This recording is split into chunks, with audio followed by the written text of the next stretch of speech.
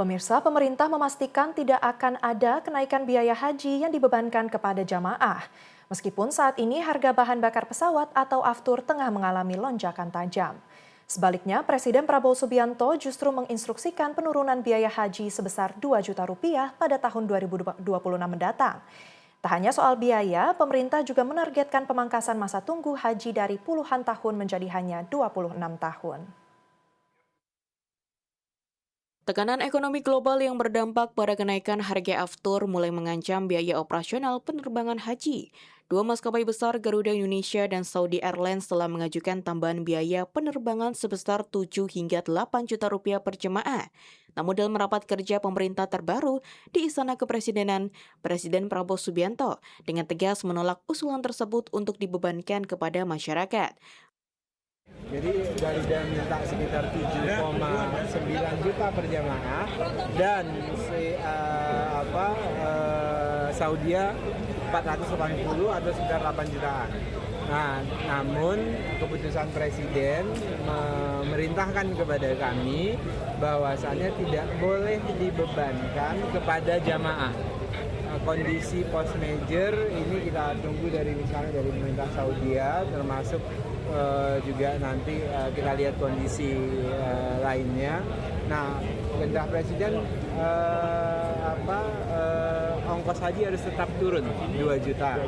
Nah, jadi tidak ada kenaikan di ongkos haji, malah justru Presiden memutuskan kenaikan-kenaikan itu akan ditanggulangi oleh APBN maupun nanti juga kita bicara dengan BPKH terkait dengan pengelolaan keuangan haji. Itu besar Mas ini yang akan ditanggung APBN untuk. Jadi kira-kira kalau di total itu 1,77 triliun.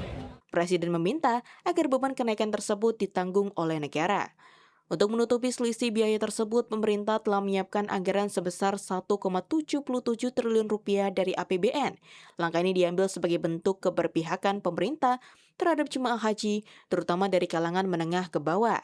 Tidak berhenti di situ, Presiden Prabowo justru menetapkan target untuk menurunkan biaya haji tahun 2026 sebesar 2 juta rupiah.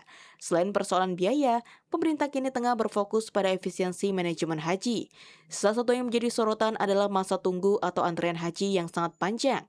Dari yang sebelumnya bisa mencapai 48 tahun, kini targetkan dipangkas menjadi maksimal 26 tahun pada tahun 2026. Dalam taklimatnya di hadapan Kabinet Merah Putih, Presiden menegaskan bahwa pelayanan publik, terutama ibadah agama, harus semakin mudah dan terjangkau. Haji tahun 2026 kita turunkan harganya sekitar 2 juta rupiah. Walaupun harga aftur naik, tapi kita berani menurunkan biaya haji untuk tahun ini. Demikian komitmen pemerintah ini untuk melindungi rakyat paling bawah. Wakil Menteri Haji dan Umroh Dhanil Anzar Simanjuntak menambahkan, pihaknya akan segera berkoordinasi dengan Badan Pengelola Keuangan Haji atau BPKH untuk melakukan perhitungan final.